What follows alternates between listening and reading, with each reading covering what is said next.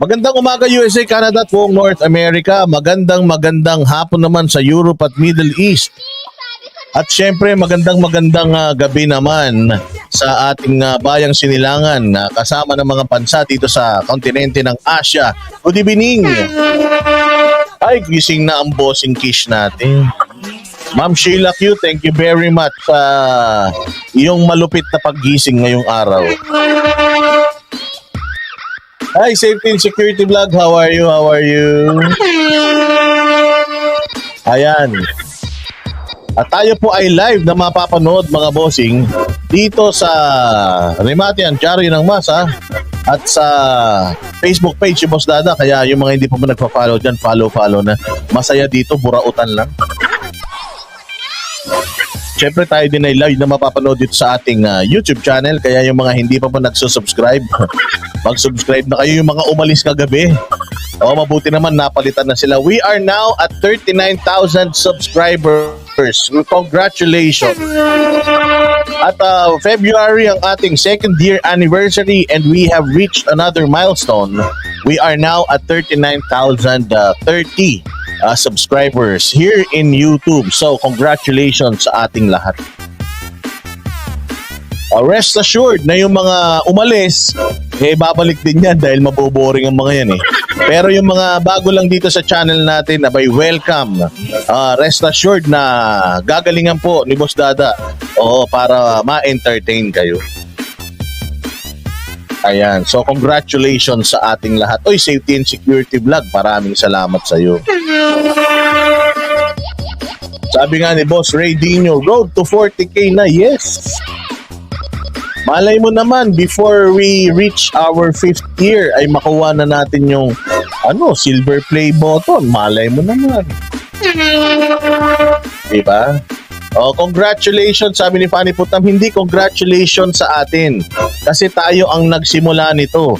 Banateros channel ito. Kaya para sa ating lahat ito dahil kayo ay Banateros. Mga vlogger na walang mga paninindigan. Diba? Ba't yung panonoorin yung mga ganyan? Yung walang loyalty. Paano magiging loyal sa inyo yan kung wala silang loyalty sa mga sarili nila? Relax lang kayo. Basta magkaroon ako ng sombrero, iba not buy. Bigyan mo naman ako ng maraming sombrero kasi wala ka naman panahon. Hindi ka naman namamansin. Kasi takot ka naman sa tao. Ay, grabe naman si John Bacanto. Tingnan mo naman yung kanyang logo. Diba, Banateros? Kailangan ganyan. Proud kayo na Banateros kayo. Hindi, basta nagkaroon ako ng sombrero na yan. I-announce ko sa inyo. Kasi may kukunin pa ako mga t-shirt ng Philippines is not for sale. 300 plus daw yun . Pag nakuha ko yung sombrero, mamimigay ako. Libre yan, libre. Galing yan sa ating subscriber, yung namigay ng t-shirt kay Brothers Travelers. Sabi ko nga, paano hindi nga ako makakapunta ng Cebu yata? Sabi ko sa kanya, okay lang yun sir, basta makuha mo na to, pamigay mo na lang. Boss, maganda yung sombrero, maganda talaga. Kaya lang, wala pa ako . Ay, grabe naman si Eugene, maka-I love you naman to si Eugene. Baka naman hindi ka patuloy, nag-I love you ka na. Tama, yung mga Dolomite vlogger. Sara na ulit yung mga Dolomite vlogger, kakapal ng mga mukha niyo. Hindi ba kayo naabutan? Hindi kayo naabutan ng Marcos administration? Paano kayo aabutan? Ang tatangan nyo. Paano kayo aabutan? Ang bobobo nyo. Patakin nyo, kumampi na kayo sa kanila, hindi pa nila kayo naabutan, ganun kayo katanga. Siyempre naman, Esme, ikaw pa ba? Umuwi ka sa Pilipinas, bibigyan kita. Grabe si Ray Dino, gusto daw niya ng Banateros Cup. Siyempre, ikaw pa ba? Kaya lang, hindi ko kaya yung ginagawa mo nagpapa-LBC. Kasi mas mayaman ka sa akin. Umuwi ka na lang dito sa Pilipinas. O kaya, padalang kita ng t-shirt, padalang kita ng sombrero ng Banateros. Pero, sagot mo yung pang-LBC. Sige, Johnny Coquichibara. Mabibigyan ko kayo lahat. Basta mag-like kayo at mag-share, bibigyan ko kayo. Ay, uuwi ka ng May. Ayan, May maganda yan. Bibigyan kita talaga. Binibigyan mo ako sombrero eh. Siyempre, bibigyan din kita. Mano ba naman? O, sige, yung mga sombrero, okay lang ba sa inyo? Papipirmahan ko kay Banat Bay. At saka kay Coach Oli. O sige, pipirmahan ni Banat Bay at saka ni Coach Oli, ganun. Tapos, bibigay ko sa inyo. Para may pirma, di ba? Isa, social talaga yung magkapatid na yan. Sikat na sikat sila. Ay, pasaway ako. O, gusto mo din. Ano namang gusto mo? Gusto mo ng boyfriend? Sige, bibigyan kita. Siyempre naman, lahat kayo bibigyan ko. O, ikunin nyo na lahat sa akin. Top at t-shirt ko. Sagot ko na LBC. Huminto ka muna mag-yosi. Pag huminto ka na mag-yosi, bibigyan kita. Sige, basta ganito, basta meron na ako dito. Ay, meron pa pala akong banateros. Meron pa akong isang banateros na sombrero, yung pang motor-motor, marami pa yun. Sige, bibigyan ko kayo. Basta ako, Cisco, ikakampanya ko sa 2025. Sana tumakbo, Soledad Molier. Sana po tumakbo si Kaisko. Pwedeng lalamove, pwede naman yan. Bakit ipapalalamog nyo? Ayaw nyo ba kaming makita? Pwede namang, Boss Dada, magkita naman tayo para makahingi ng sombrero. Kayo naman. Parang yung sombrero lang gusto nyo, ayaw nyo sa amin ah.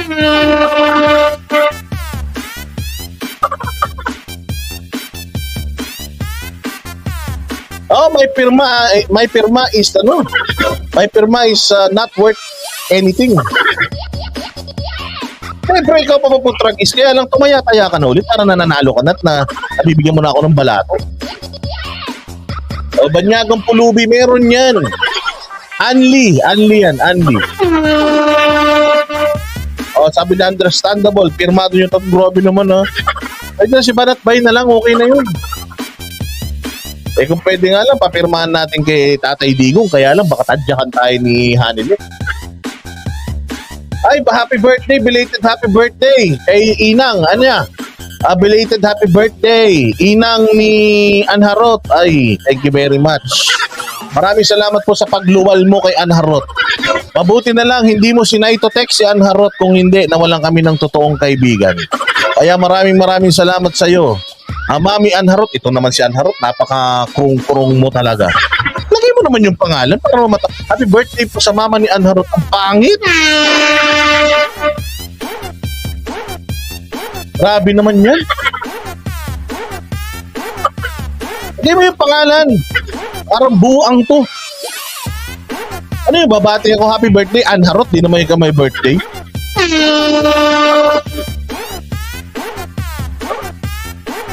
Maraming salamat po sa nanay ni Anharot ha. Kung ano man pong pangalan nyo, ako na mag-a-adjust. Happy birthday sa'yo, nanay ni Anharot. Ang pangit eh. Visit talaga to.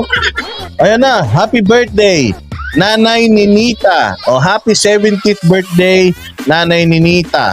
O, agyaman da kami launay. Tadi mo, di pinabuksitan ni daddy ni Anharot, hindi nabuntis ka kin Anharot. Oh, sabi ko, thank you very much kasi hindi ka sinuntok ng asawa mo sa tiyan nung pinagbubuntis mo si Anharot. Happy birthday, Inang Ninita. Oh, sana mas madami ka pang birthday, Inang Ninita. Mga siguro 300 pa. Oh, para at least, di ba? Oh, Nanay Ninita ni Anharot dyan sa Pangasinan. Happy 70th birthday. Alam ko, Nanay, medyo malungkot ka ngayon, pero wag kang mag-alala. Pasasayahin kita. Salamat po, hindi nyo pinalaglag si Anharot. Kahit po walang silbi si Anharot sa mundo, sa mga banateros, napakalaki po ng naitutulong yan. Kaya maraming salamat. Nanay Ninita. Nanay Ninita, magpatupig ka naman. Ay, naimiss na namin yung tupig ah. Dapat magbabagyo kami ni Banat Bay sa 25. Pero hindi natuloy. Oh, Nanay Ninita, ha? Thank you very much. Kahit na alam kong mukha pa lang ni Anharot, mabibwisit ka na. Kung ilang taon mong inalagaan si Anharot, mukha pa lang niya maiinis ka na, napakatatag mo't buhay ka pa hanggang ngayon. Dahil kung ako siguro, si Anharot ang anak ko, ganyan ang mukha. Baka hindi na ako umabot ng 50. Oo. Takin mo yung anak mo araw-araw para kang nagsasandok na sinigang.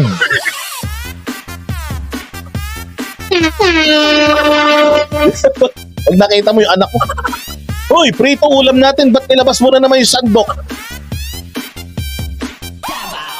Sabi ni Anharot, "Hindi to sandok, ma, baba ko to."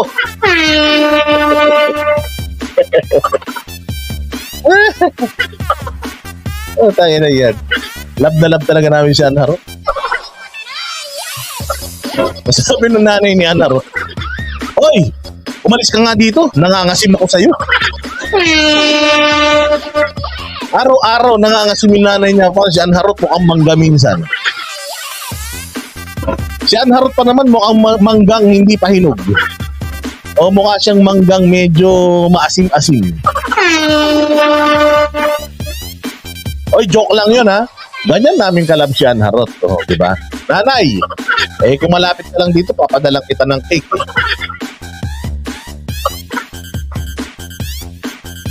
Oh, Nanay Anita, ha? Happy birthday. Oh, manggang kalabaw, ang asim nun. Tapos isasawsaw mo sa asin at saka sa sili, oh, yung didiktikin mong ganun. Hype na yan. Sabi nung nanay niya pag nakikita, "Hoy, Anharot, hindi pa panahon ng mangga, bakit nandiyan ka na?"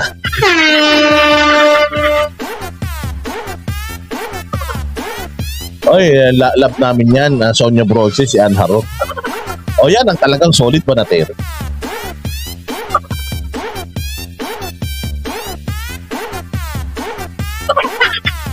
Totoo, hindi. Sa totoo lang, ha, ito si Anharot. Napakabait nito sa amin. Napakalaki ng utang na loob ng mga banateros dyan. Dahil kung wala si Anharot, sigurado wala na siya.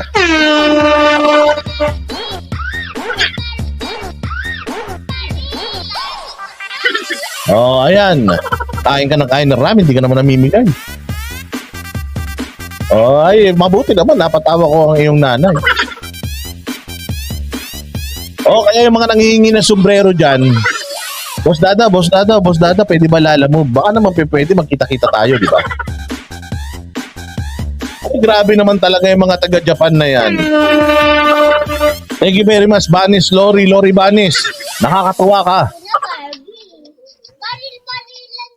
Ay, sabi ni Maripel Del Mundo, Boss Dada, nagkita na kami ni Anharot sa Paris. Di naman ganun kahaba. Maripel Del Mundo, baka nakatakin, hindi mo lang nakita. Hindi ganun kahaba, baka nakatakin. Kasi minsan pag tinack out niya yan, mahaba yan.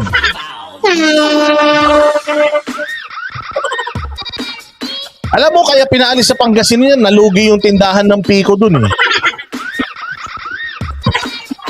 Sabi, palayasin nyo na yan. Palayasin nyo na yan dito.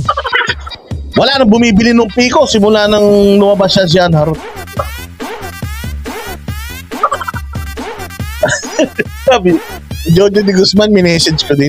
Kasi si Spencer nangungulit, wala daw ba magla-live? Ayaw daw niya panoorin si Marleka. Sabi ko, wag ni-Netflix na lang ako. Oo, naipit ng coat. Oo.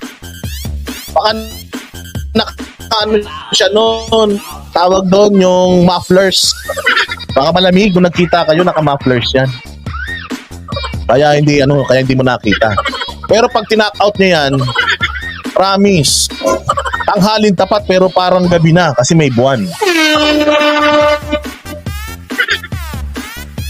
Ang bait niya, pinakain kami ng cake na ginawa niya. Kailan ba kayo nagkita? Kailan lang natutong gumawa ng cake yan, ha? Lagi yung ino-offer niyan, yung cake niya. Hindi naman nag-o-offer ng cake yan. Ngayon lang natuto mag-bake yung animal na yan? Grabe. So, ibig sabihin ngayon lang yan? Pupunta din ako dyan, Anharot, pero kasama ko si Ma'am Sheila Q. Pupunta kami dyan. Na-imagine ko itsura ni Anharot, di magandang babae yan. Ano ka ba? Tingnan mo yung picture. December 3. Unang dudun na siya nun. Nasira yung zipper ng coat ko. Sumagi sa sando ko, matalas kasi yan. Huwag mo na kasing hinahasa. Oo, matindi kasi yung kailangan ng lisensya niyan eh. Nung nagpunta si Anharot dyan, hindi sa Paris, hindi pinapasok sa aeroplano. Hindi pinapasok sa airport. Kasi meron daw dalang deadly weapon. Pero nung napatunayan naman na lisensyado, ayun, nakapasok din. Kaya lang, yun nga lang. Kailangan daw, ibalot.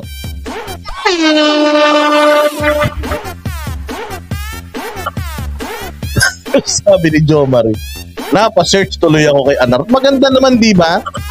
Maganda naman. Mahaba lang. Ay, hindi totoo. Maganda yan. Loko-loko kayo. Love na love namin si Anharot. Balita ko nga nung natulog yung kala Cutie Patoti, nung dumapa daw yan, nabutas yung waterbed. Cutie Patoti, napagawa mo na ba yung waterbed nyo? Ay, Leo Okada ha. Magandang ang sarap talaga pag walang topic. No? Lokohan lang ng lokohan.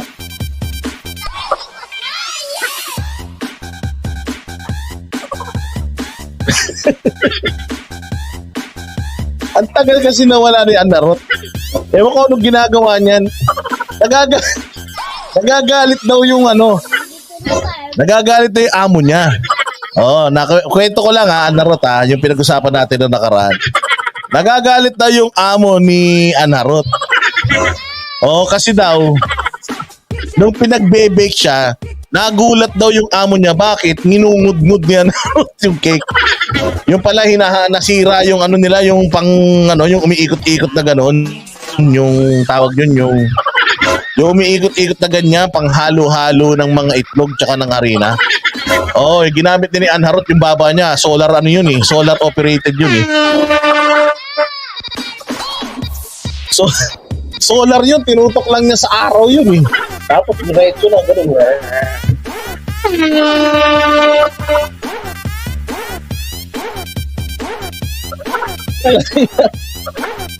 Electric mixer, ano yan eh, meron kasing carbon blue, footprint yan. Ay nako, Roel. Ay mo, maswerte to si Anharot kasi hindi siya naging tomboy.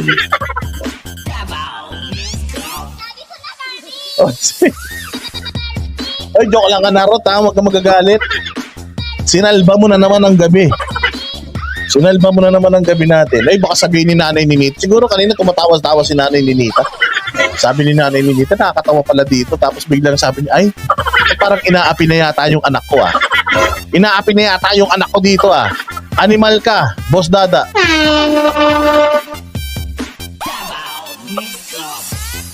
Grabe. Oy, maraming salamat kay pucha, hindi ko na nakita yung pakulay ni Leia Okada.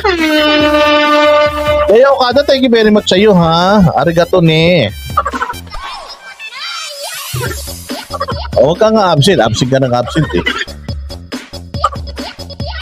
Oy, 4 na Red Horse. Ay, yung pang isa. Sumali si Anharot dun sa bukasan ng Red Horse. Sa barangay nila, nag-champion yan. Nag-champion si Anharot sa bukasan ng Red Horse. Tsaka minsan, hindi kasi si Anharot pinaglihiyan sa Abrilata. Nung pinagbubuntis siya ni Nanay Ninita, ang lagi daw pinapaulam ng tatay nila sa kanya kay Nanay Ninita noon, Youngstown na sardinas. Ayun, kaya nung hawak niya yung Abrilata na gano'n, sabi niya, Ang ganda naman itong abrilata.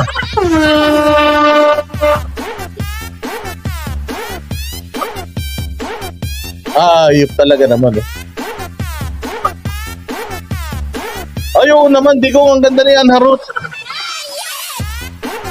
Hindi lang masyado naliligo yan. Pero maganda yan. Ay, oo! Ay, oo, yan ang talent portion ni Ann Harot nung sumali siya ng beauty contest nung grade 6 siya. Oo, padiretsuhan ng pagtupi ng kumot.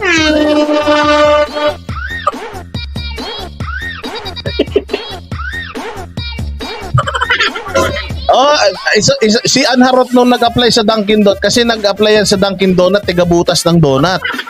Pero tinanggal siya. Kasi daw pati yung mga barbarian, binutasan niya.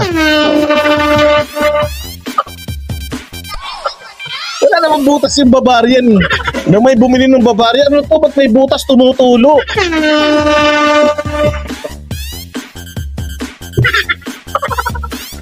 Animal na yan.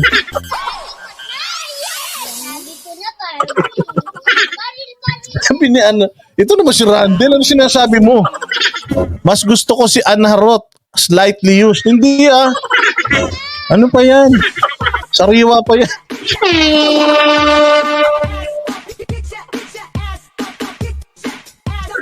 Walang buhay ito.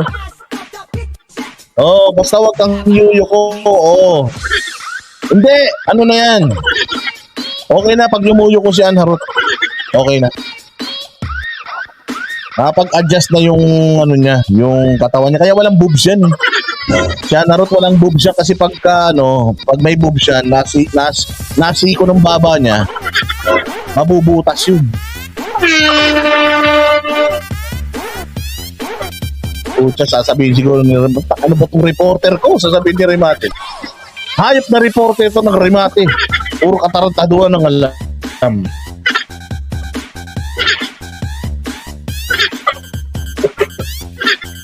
Oo nga, Marisan Doba. Ano sinasabi mo, Boss Randel, Ninong Randel na slightly used?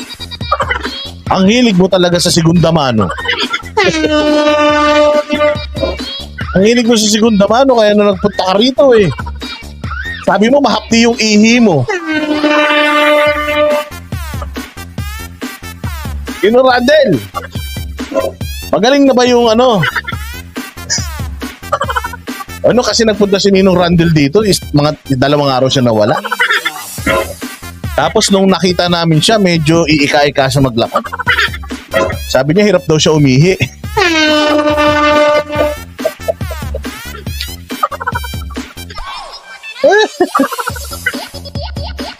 Bakit? Hindi mo alam yon, Roel? Pag umihi na mapdi, ibig sabihin nakakain ng sili yan. Ibig sabihin, nakain ng Bicolana.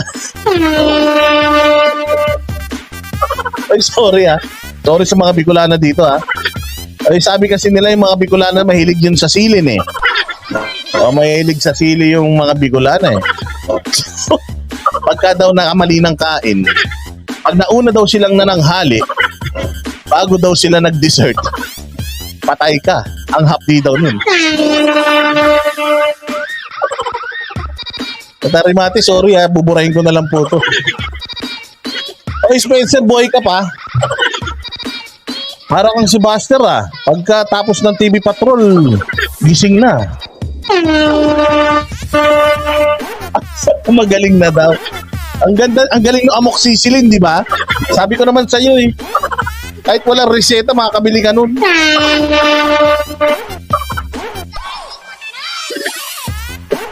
Si Jing Corpus daw, Bicolana. Kaya naman pala laging mainit yung bibig mo.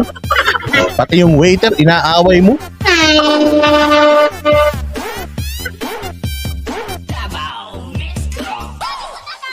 Joke lang yun. Sige na, magbalita na tayo. 1 oras na. Ano ba yan? Ano naman kasi si Ann Harot Sabi nito ni Banat walang hiya ka. Boss natin, magla-live na ako. Nag-i-intro ka pa rin hanggang ngayon. Ayan, diba dito sa Banateros, mauulol ka na, matatawa ka pa. Alam mo, importante kasi yan Importante na ikaw bilang isang vlogger, you connect with your audience. Hindi lang puro propaganda. Kailangan, ano ka rin, nakakapagpasaya. O sige na, magbalita na tayo. Walang iya. Oh. Intro pa lang yun. Oo. Ano, nagulat kayo, no? Intro pa lang yun. Magandang gabi, mga bossing. Salamat po sa inyong panonood. Magkita-kita tayo bukas, same time, same channel.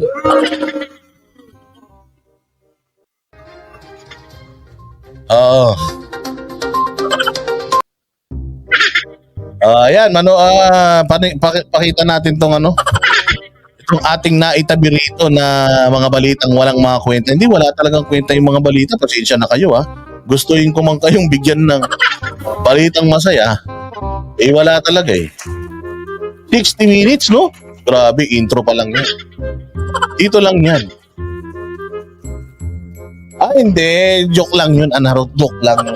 Sinalba mo yung araw ko. Mantak, wala naman akong topic talaga. Pero nung nakita kita, sabi ko, yes, nandiyan si Anharot. Ikaw talagang maaasahan ng Banateros kahit sa anong bagay. Pero hanggang ngayon, yung invitation ko dun sa, sabi mo, lalagyan mo ng kapirahan yung natin. Yung mga YouTube video natin, ikaw nakakaalam mo, hindi ko maalam mo. Ayan, tingnan natin mga bossing. Ito po, napakamlaki ng, napakaganda pong announcement ngayong araw na to. Sobrang gandang announcement na ipapakita ko sa inyo. Sigurado ako na pag nakita niyo itong i-announce ko, na in-announce na nila, ay sigurado ko talagang kayo ay mapapapalakpak. So magandang gabi po sa inyong lahat. Ito na naman po si Boss Dada. At tayo na naman po ay mag-aatid ng mga walang kwentang balita. Ito na mga bossing. Ipapakita ko na. Huwag kayong magugulat, ha. Ito po ang bagong pinaka-trending na release. Na launching. Ngayong araw na ito, ang tindi mga bossing, nung nag-launching ito, pucha, ang daming umattend. Ang umattend, silang 3 lang. Ito po, inahatid ko sa inyo ang malupit na announcement ng mga dilawang tae. Ayan. Namnamin ninyo mga bossing. Sabi dyan, Kiko Pangilinan, Pam Aquino, Chel Jokno, among opposition Senate pets in 2025. Palakpakan natin. Ang gagaling. So napakahusay po nitong announcement na to. Nung in-announce to, nagkaroon sila ng launching mga bossing, ang daming umattend. Kahit yung mga kamag-anak nila hindi nagpunta dahil sa visit sa kanila. So sa 2025, tatakbo daw mga senator tong mga unggoy na ito. Kaya kung gusto nyo na magkalabo-labo Pilipinas, pagsamahin nyo yung unity at saka itong mga to. Sigurado ako, putay na hindi lang Mindanao ang hihiwalay sa Pilipinas, putya pati Visayas. Ito daw mga to ay tatakbo ng senador sa Timbuktu.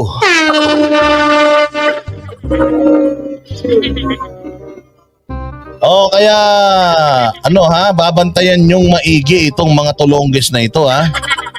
Itong asawa ni Sharon na hindi ko maintindihan, hindi nga niya maayos yung relasyon niya kay Casey Concepcion. Anak ng tinapay, gusto pang ayusin yung problema ng Pilipinas, ha. Ayan, si Kiko Pangilinan, ang Kiko Matching ng Senado.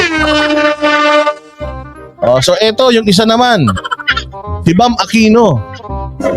Na nagsisilbing paalala kung ano mukha ni Noynoy kung buhay pa siya. Ayan, titigan nyo, ganyan ang mukha ni Ninoy noon. Hindi ko alam kung bakit ganyan pa rin ang mukha niya ngayon. At saka ito, si Chel Jokno. Tumatakbo po siya sa pagkasenador. At inaasahan din niyang ayusin ang Pilipinas habang yung kanyang mga ngipin hindi niya rin mapaayos.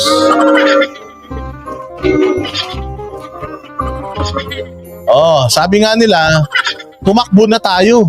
Total, sanay na yung Pilipino sa mga tarantadong mga politiko. Kaya it's our time to shine. Kaya ayan ha, iboto ninyo. Itong tatlong ito. Nakita nyo yan sa balota. Yung numero niyan, iwasan nyo na.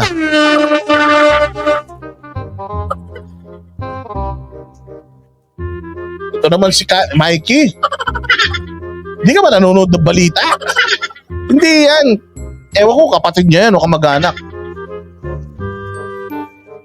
Ayan. Iboto nyo po itong tatlong to. Ito po si Bam Aquino at saka si Kiko Pangilinan. Ang tagal na sa Senado, wala pa pong nagawa. Kaya ano po yan? Hindi pa po, kumbaga sa utak. Kumbaga sa sasakyan, hindi po yan masyadong nagamit, mga bossing. Ito naman si Chel Joke, no? Na ang nagawa lang daw ni PRD na maganda sa Pilipinas ay yung nabawasan yung naninigarilyo. Ayan, kaya tatigan nyo na yung mga yan, ha? Titigan nyo na yan kasi huling gabi nyo nang makikita yung mga yan. Ngayon pa lang, ikinakampanya ko na tong mga tatlong itlog na ito. Ang tanong, madadagdagan pa kaya yan? Kasi ang balita ko, si Leni Robredo ay tatakbo rin. So, 4 na sila.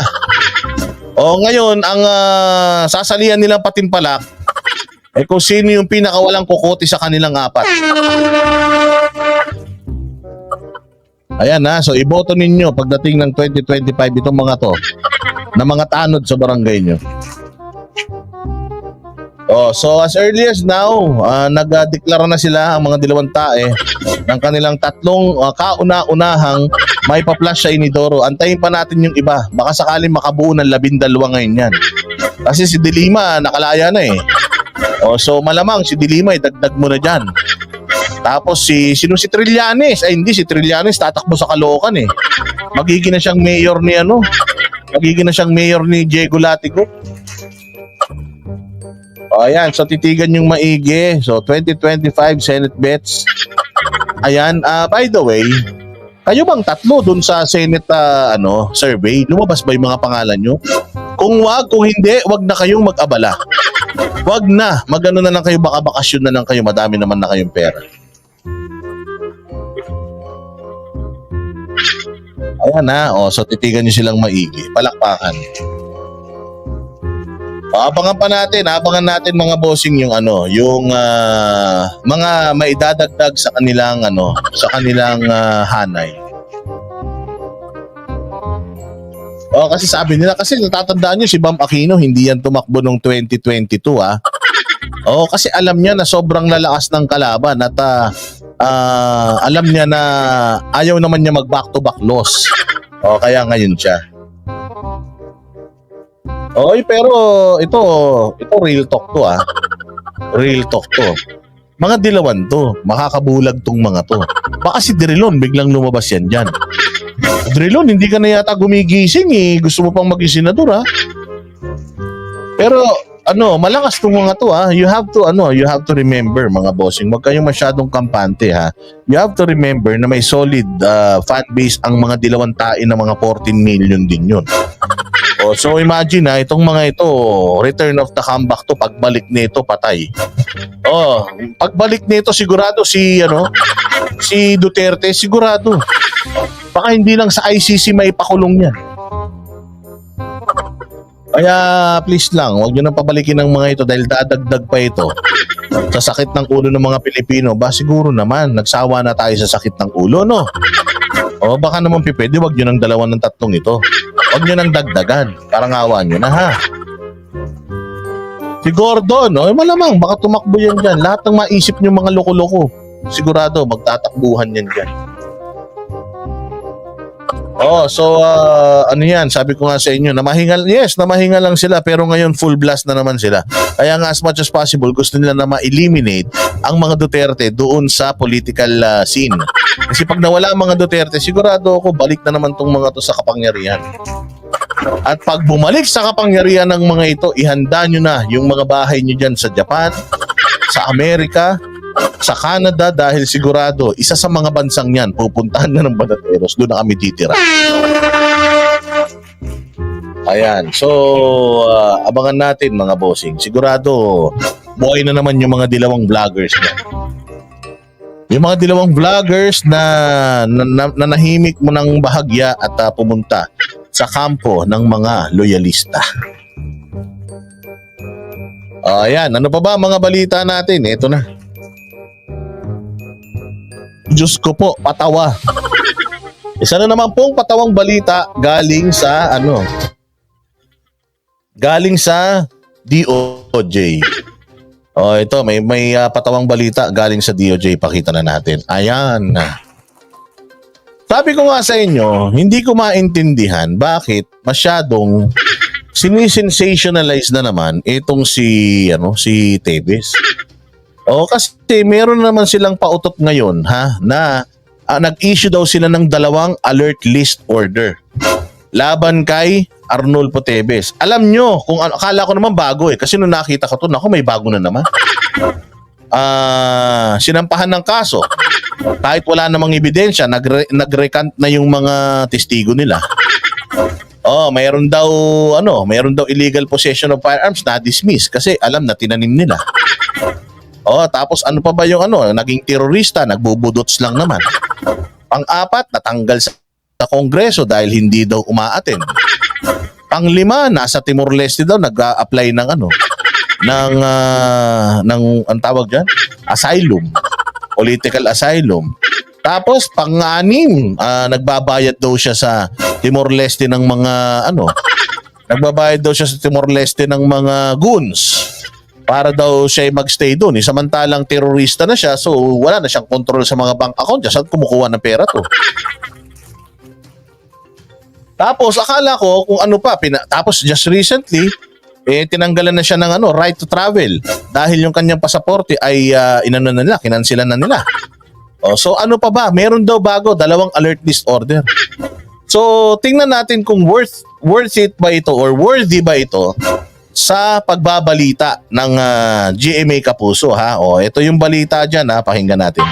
Naglabas ng 2 alert list order ang Justice Department laban kay dating Congressman Arnolfo Teves Jr. Naglabas sila ng alert list. Para lang masabi na may ginagawa sila kasi dead end na sila diyan Dead end na sila kay Bantag. Dead end na sila doon sa mga sabungero. Talaga sa mga sabungero wala na talaga Kumbaga parang cold case na talaga yung sa mga sabungero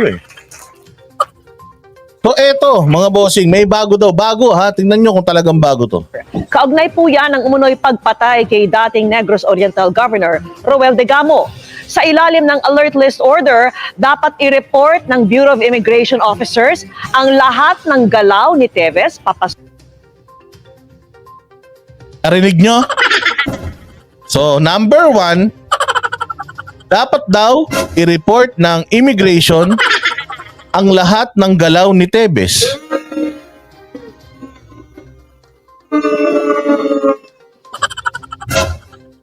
Anong i-report nila? Una sa lahat, kinansilan niyo yung passport. Pangalawa, hindi naman umuwi dito yan. Anong i-report ng immigration?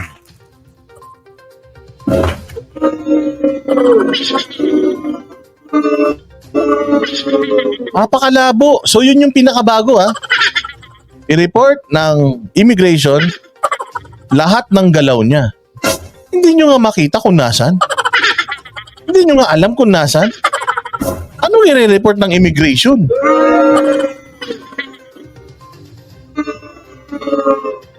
At kung sakali man bumalik dito yan, siyempre hindi yan dyan dadaan. Baka mag-parachute yan. Sobrang tanga naman itong balita na ito. Wala na kayong may balita? Wala na kayong update? Gumagawa na lang kayo ng mga update?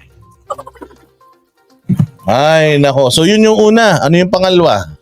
O palabas ng bansa sa PNP at NBI. So i-report daw ng immigration yung kilos niya pong mapapasok at palabas ng bansa. Isang taon na hindi umuwi yung tao. Paano i-report nila yung papasok at palabas? Hindi nga bumabalik. O ano pa? Ano pa? Dapat ding agad na ma-turn over sa mga otoridad si Teves sakaling mahuli. Dapat daw mai-report sa otoridad si Teves sakaling mahuli. Saan nyo isusurrender pag hinuli siya? Alam, isurrender nyo sa pangatlong asawa niya. Siyempre, isusurrender nyo sa kinauukulan. Putang ina yan. May bago pa ba dito? Hindi ba nasa proseso na to? Wanted na siya eh. Terorista na siya eh. So pag nakita to, sigurado huhulihin to. Isa ni turn over to kay kamatayan. Anak ng tinapay. Sabi ko, akala ko napakatalino ng balitang to. Yung pala pantanga yung balita. Una sa lahat, wala yung tao rito. Hindi nyo alam kung nasaan. Kasi utusan nyo yung immigration na i-report kung nasaan siya. Anong nangyari? Asan yung intel mo? Kala ko ba meron kang intel? Eh, sabi ng intel ko, nandito siya sa ganito. Nandito siya sa ganyan. Nakikipag-usap na kami sa gobyerno ng ganito. Na ano siya sa atin, i-extradite siya sa atin. Dapat hulihin kapag nakita. Oo nga, yun na nga. Hulihin talaga yan pag nakita yan. Wanted nga eh. Pinaghahanap nga ng batas eh. Meron na ngang warrant of arrest eh. So hulihin talaga yan. Tsaka isa pa, agtas terrorist na eh. So anong bagong balita ron? Hindi ba yun naman talaga yung dapat na gawin kahit na hindi kayo mag-utos? Ano yun? Kailangan nyo pang iutos? At ito yung nakakatawa. I-turn over siya sa police pag nahuli siya. Putsa ka nino pa i-turn over? Kay Abalos? So para lang may maibalita sila. At sabi ko nga sa inyo, pinapatunog lang nila ulit tong pangalan ni Teves para mapagtakpan yung mga totoong issue sa bayan. Gamit na gamit, mga bossing talaga. Gamit na gamit si Teves at saka si Bantag. O sana swelduhan nyo naman. O sige, ano pa? Diretso. Ayon po sa Justice Secretary, inilabas ang mga utos para i-restrict ang kilos ni Teves at mapadali ang pag-aresto sa kanya. Inisyu ang mga ito kasunod ng court warrant kay Teves noong September 2023 at ng Interpol Blue Notice noong February 2024. Diba? Galing. So sabi niya ginawa raw nila ito para ma-restrict yung kilos niya at mabilis siyang mahuli.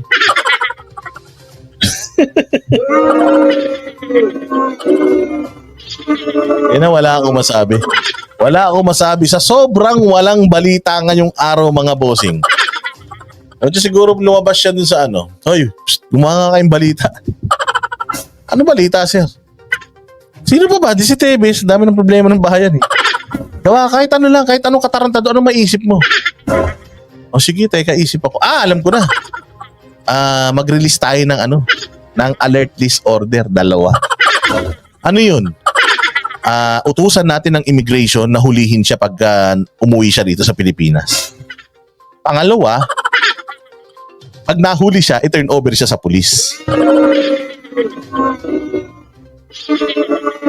Sabi ko, ang galing talaga. Huli nyo nga si Teves niyang ganyan. Pucha, no wonder, hindi nyo pa nahuhuli to dahil ganyan kayo mag-isip. Ay nako, anyways Teves, malaki ang laban mo. Napakalaki ng laban mo kasi ganito yung mga kalaban mo, mukhang walang diskarte sa buhay. So yan ang unang balitang walang kakwenta-kwenta ng GMA Kapuso. Kaya nga sabi ko, grabe naman tong media na to. I mean, ako ulitin nyo, tingnan nyo kung merong kung meron siyang kwenta ha. Sige, ulitin natin, yan. From the top, hindi ko pipigilan. Naglabas ng 2 alert list order ang Justice Department laban kay dating Congressman Arnolfo Teves Jr. Kaugnay po yan ang umunoy pagpatay kay dating Negros Oriental Governor Roel Degamo. Sa ilalim ng alert list order, dapat i-report ng Bureau of Immigration Officers ang lahat ng galaw ni Teves papasok o palabas ng bansa sa PNP at NBI. Dapat ding agad na ma-turn over sa mga otoridad si Teves sakaling mahuli. Ayon po sa Justice Secretary, inilabas ang mga utos para i-restrict ang kilos ni Teves at mapadali ang pag-aresto sa kanya. Inisyu ang mga ito kasunod ng court warrant kay Teves noong September 2023 at ng Interpol Blue Notice noong February 2024. Di ba? Ano natutunan nyo ron? Ano ang moral lesson noong balita na yan? Wala, di ba? First off, wanted na tong mamang to. So talagang pag nahuli to, diretso talaga to sa kalaboso. Bakit to pa kailangan mag-utos? Ano yun? Ito naman, GMA7, ba't nyo naman binili tong balita na to? Ganyan na ba kayo ka-desperado? Siya naman, oh. Parang, ha? Anong bago rito? Uy, okay, babalibag ko sa kanila. Ayoko nito, pangit tong balita nyo. Wala naman pala kayong update. Para lang masabi na may update sila sa kaso ni Teves. Anak ng tinapay yan.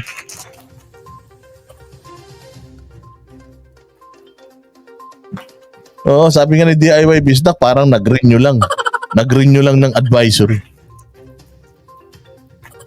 Sana, ginawa nyo na lang balita, GMA, since 1 taon na yung kaso ni Digamo. Diba? Hindi pa. February pa lang, namatay siya, March.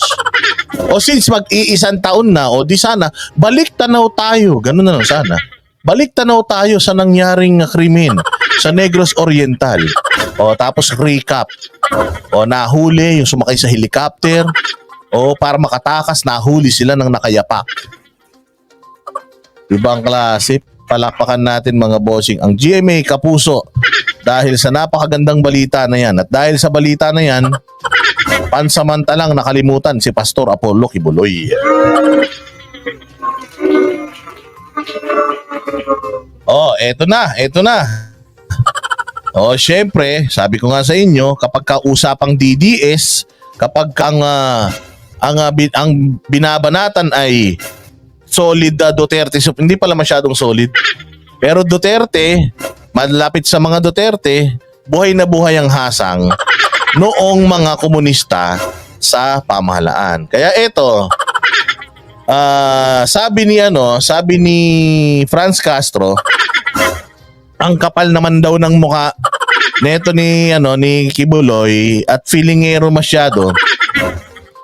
Dahil nga dun sa sinabi niyang siya daw ay binata at inlove sa kanya yung mga nag-aakusa sa kanya ng rape. Dahil daw tinanggihan niya yun dahil virgin pa siya.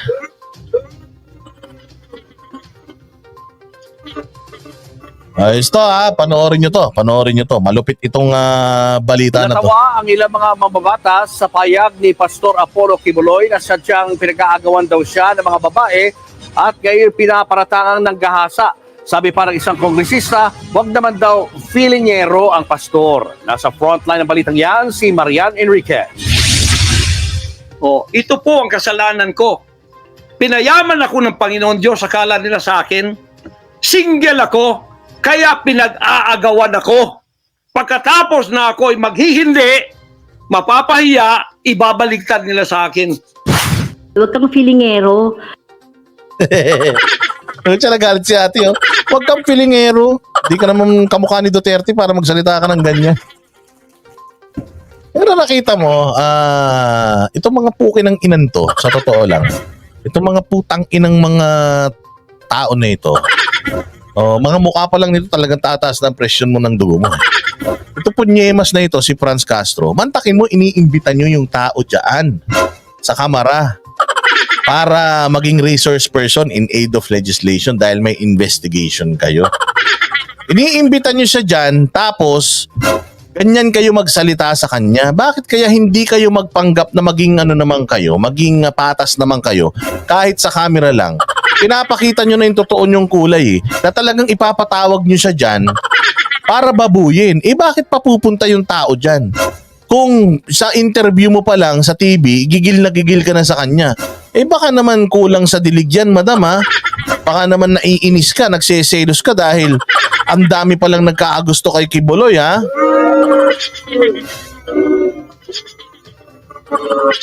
Pakakapal ng mukha nito, eh. Ikaw ang makapal ng mukha, Franz Castro. Ikaw ang galing mong mag-akusa, pero ikaw yung may kaso ng kidnapping. Hindi, Karski, totoo eh. Walang modo talaga itong mga hinayupak na ito eh. Mantakin mo, kongresista ka. Nagkakandak ka ng investigation, magpapatawag ka ng tao, tapos yung pinapatawag mo na tao parang kriminal na sa mata mo. Dapat hindi ganun, maging patas ka kahit na hindi naman totoo. Magpanggap ka naman. Pinapasweldo kayo ng tao para dyan? Oh, so kung merong filingero, ikaw yun. Filingero ka na malinis ang budhi mo. Filingero ka na wala kang nilalabag na batas. Filingero ka na wala kang kaso. Pero tingnan nyo yung mga sarili ninyo, lahat kayo dyan. O, hindi ba may mga kaso kayo ng kidnapping? Kahit kahit yung kasapakat mo na si Rizon Tiveros, meron ding kaso ng ganun eh. Natatandaan nyo yung mga testigo na putya yan, kala mo kinidnap niya, kala mo siya na may-ari, din niya na sinole. Oo, tapos magsasalta ka ng ganyan. Dapat relax ka lang bilang isang mambabatas. Mas mayabang ka pa kaysa kay Romualdez eh. Si Romualdez nga, nung sinabi nung nagsumagot si Romualdez kay Kibuloy, sinabi na baseless yung accusations. Baka nililihis lang niya yung totoong issue, which is yung kaso niya. So focus na lang siya dun. Harapin na lang niya yun. Yun ang sabi ng nung speaker mo, baka for once pwede naman, Franz Castro. Huwag mong gamitin yung katangahan mo. Baka naman pwede kahit napakitang tao lang, iparamdam nyo naman sa mga resource person ninyo na nagkakandak kayo dyan ng mga investigation or hearings in aid of legislation para meron kayong magawang batas, hindi para makapambaboy lang kayo. Ginagamit nyo lang yung posisyon nyo para gipitin yung mga kalaban nyo eh. So ayan ang sinabi niya. Ulitin natin. Ako'y maghihindi, mapapahiya, ibabaligtad nila sa akin. Huwag kang feelingero. Akala mo ay hinahabol ka ng mga kababaihan. Hinahabol ka dahil sa accountability mo at pananagutan mo sa mga kababaihan. At dito, Hinahabol siya sa pananagutan niya. Asa na ba yung kaso? Nasa korte na ba? Paano siya mahahabol kung hindi nyo naman dinadala sa korte? Sana dinadala nyo na sa korte para talagang habulin na siya. Kayo lang naghahabol sa kanya eh. Lumalabas parang kayo patay na patay sa kanya eh. Parang si Rizon Tiveros patay na patay sa kanya eh. Diba? Sana hikayatin mo. Hindi yung ginaganyan mo. Para kasi sa inyo, ang pag-i-elect sa inyo ng tao, feeling nyo mga hari na kayo. Galit kayo sa mga galit kayo sa mga tawag nila sa mga mga politiko sa Pilipinas. Galit kayo sa fascism. Galit kayo sa diktadorya. Pero putya, kayo mismo ganun. Tama, sabi ni Esme, maging professional ka naman, congresswoman ka, teacher ka pa. Ikayatin mo yung tao. Magsabihin mo sa maayos na pananalita. Sabihin mo na hindi naman siguro hindi naman siguro yun ang rason, at saka para maniwala tayo kung talagang yun ang rason, harapin na lang niya yung kaso niya, di ba? Franz Castro, sigurado ako mas mabango pa sa iyo si Pastor Kibuloy, ang bango nun. Matindi to, teacher pa naman naturingan to. Ganyan ka magsalita, teacher ka pa naman natulingan. Hindi ka hinahabol ka accountability. Kung meron siyang accountability, sana dinadala nyo na sa korte yan para umandar na. Diba? Hindi nyo na pinakikinabangan yung balita na yan. Yan ang sagot ni ACT Teachers Party List Representative Franz Castro sa inilabas na pahayag ni Pastor Apollo Kibuloy kahapon. Dito, mga mukha na kayo losyang. Kakapanira nyo sa Pilipinas. Tingnan nyo yung itsura na itong dalawa. Yung isa mukhang labandera. Tapos yung isa mukhang kusinera. Animal yan. Ayan Para na kayong may-ari ng Pilipinas. kahapon. Dito itinanggi ng pastor ang mga aligasyong nanggahasa at nang abuso siya ng mga miyembro ng Kingdom of Jesus Christ. Bukod dito, iginiit ng pastor na may sabwata ng Central Intelligence Agency at Federal Bureau of Investigation ng Amerika kasama si Pangulong Bongbong Marcos Jr. para ipadukot at patayin si Kibuloy. Pero kung si House Deputy Majority Leader at Tingog Party List Representative Jude Asidre ang tatanungin, malinaw na pambabastos na raw sa batas at mga opisyal ng Pilipinas ang mga pahayag ni Kibuloy. Me, he's a pastor. He commands a strong, good number of people. Tingog. Ayos ah. Ayos yan sir, tsura natin ah. Pagkatapos ng pisngi, balakang na kagad ah. Busog na busog ah. Ibang klase ah. Oh, pero may punto rin naman ito si Congressman. Kasi syempre, ang ay ko nga sa inyo, atakihin mo si Romualdez, yung mga aso niyan mangangagat. Ay kasi dinamay ni Pastor Kibuloy si si Romualdez eh. Kaya yan, syempre kakahul yung mga aso niya. Sino ba yung mga aso na yan? Ayan, yung mga nagpapa-interview na yan. Oh, pagtatanggol nila yung kanilang yung kanilang punong ministro sa kanilang Iglesia de Kongreso. Diba? O, sabi ko nga sa inyo kung sana si Pastor Kibuloy nagstay na lang siya doon sa issue, hindi na sana siya nandamay ng tao, hindi na sana siya nagmalamaharlika na naglabas ng mga salitang hindi niya naman mapatunayan, tuloy ngayon lumalabas na parang siya pa yung may kasalanan.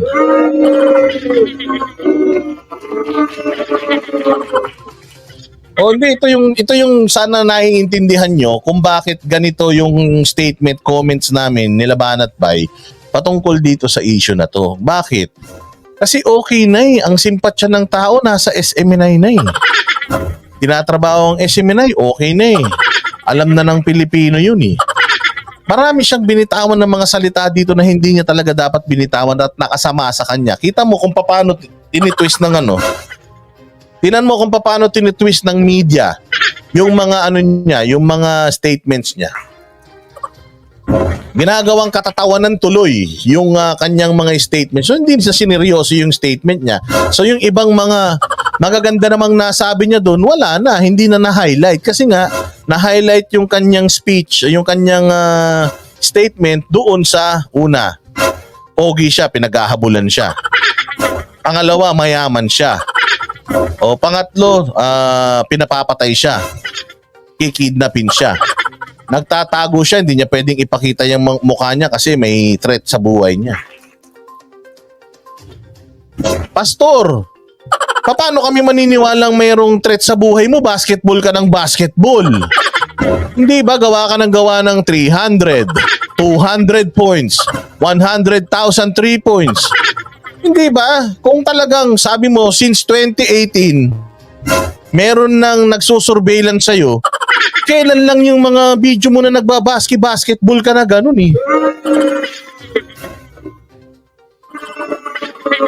Natatandaan nyo, hindi ba? Panay ang post sa Facebook niyan, tinalo niya pa si Will Chamberlain. Ang dami niyang points, 83 points, 47 3 points. Yun yung sinasabi natin, Pastor. Kung talagang totoo na meron kang threat sa buhay mo, sana hindi ka na nakakapag-basketball nung mga nakaraan. Sa bagay, baka ginanap naman yung basketball na yun sa compound niya. Pero kung gusto mo talagang kaawaan ka ng tao, stay humble. Pastor, makinig ka. Si PRD kaya mahal ng tao because PRD is humble. He is humble. He never claimed that I am the most intelligent person in the Philippines. He never claimed that I am rich. He never claimed that I am powerful.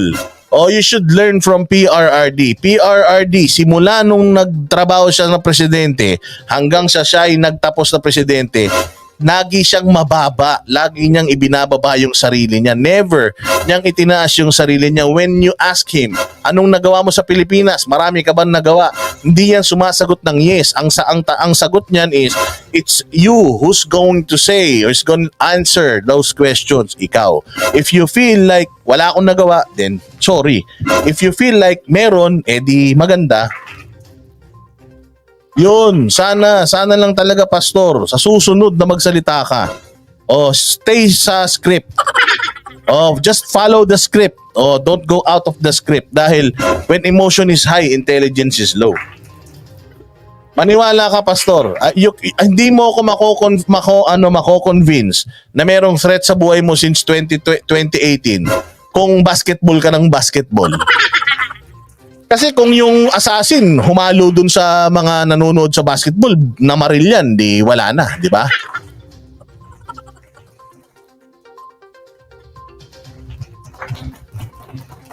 So yun. Yung 2018 na sinasabi, ready na sila humarap sa korte.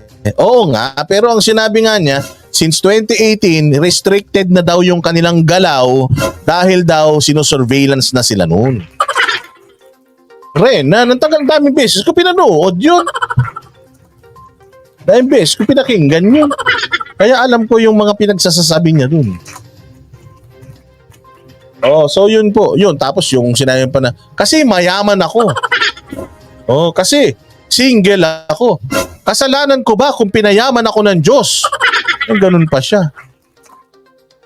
Medyo palpak po yun talaga. Pagtatawa ng karon. Sabi ko nga sa inyo, pagkalaban mo, media.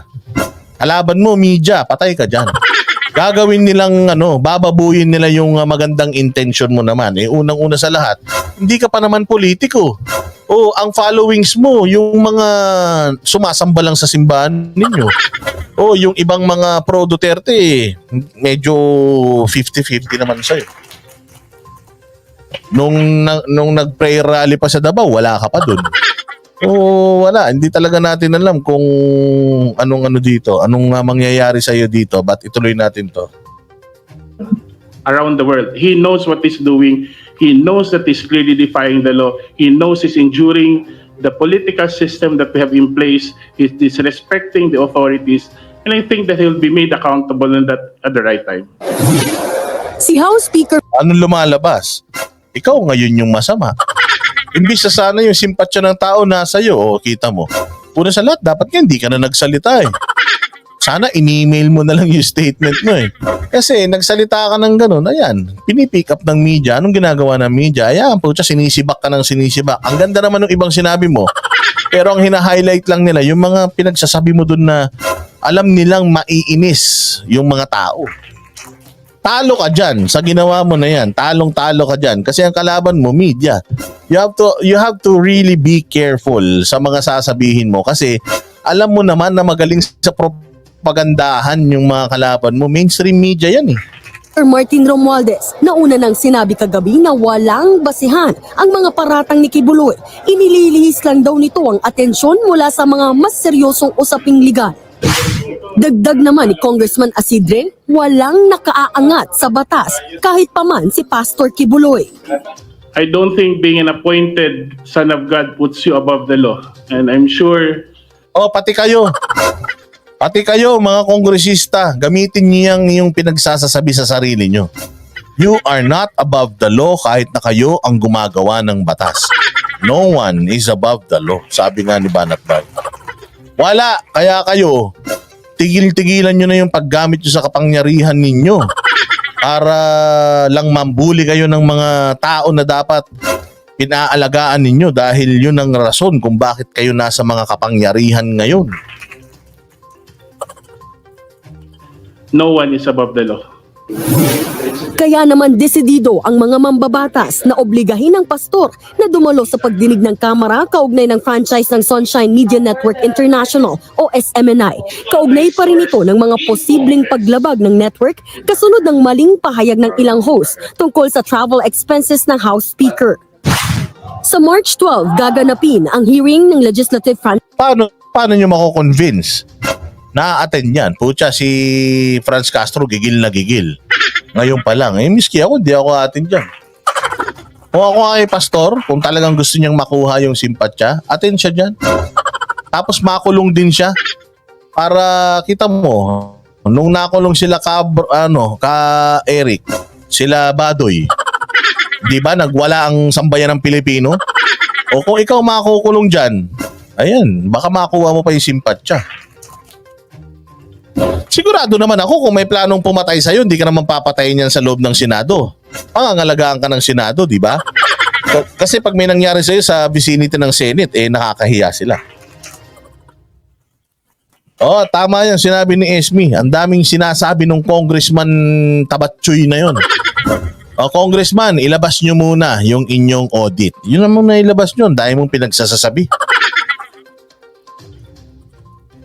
Oh, tingog party list. Pucha, para na kayong extension ng DSWD. Gusto nyo palang maging maging DSWD secretary sana. Nagpa-appoint na lang kayo kay PBBM, kayo na sana yung DSWD secretary. Oh, di ba? Palakpakan. So ayun, para sa akin, sabi ko nga sa inyo, a lot of people hated yung or somewhat hindi nagustuhan yung aming komentaryo about Pastor Quiboloy, pero we stand firm. Gusto rin na yung sa laban niya against SMNI, kasama niya kami dun. Yung sa laban niya against yung cases niya mapunta sa korte, kasama niya kami dun. Sana nag-stick na lang tayo dun, Pastor Quiboloy, para talagang yung simpatsya ng tao ay buong buo, hindi sana nahati. Ayaw naman nating pikiin. O, di ba? Ayaw naman nating pikiin na kahit nakita natin na mali yun, sasabihin natin maganda yun, maganda yun. Labag naman sa prinsipyo natin yun, mga boss. Dito kasi sa channel natin, pag tama, papalakpakan natin. Pag mali, babanata natin. Di ba? O, so ito naman, yung isang balita patungkol dyan. So ito na, isa-isa na po na yung mga ahensya ng gobyerno natin ang sumasagot para doon sa mga paratang ni Pastor Quiboloy. Mantakin mo, Pastor Quiboloy, you have to understand na ang kalaban mo ay senador, congressman na nasa kapangyarihan, at kung totoo yung sinasabi mo na kalaban mo yung speaker at yung mag-asawa sa Malacanang, delikado ka, mas lalong dapat nananahimik ka. Kasi alam mo naman na they are in power now, kayang-kaya kanilang sirain. Yung binild mo for a very long time, kayang-kaya nilang sirain yun dahil din sa mga maling galaw natin. So eto, the police are saying wala silang information na natatanggap sa banta sa buhay ni Quiboloy. Oh, so pakinggan natin itong sasabihin. Sabi ko sa inyo, itong gobyerno natin, parang yan? Parang magkakapraternity yan. Oo, talagang takipan ng takipan talaga yung mga yan. Depensahan ng depensahan yan.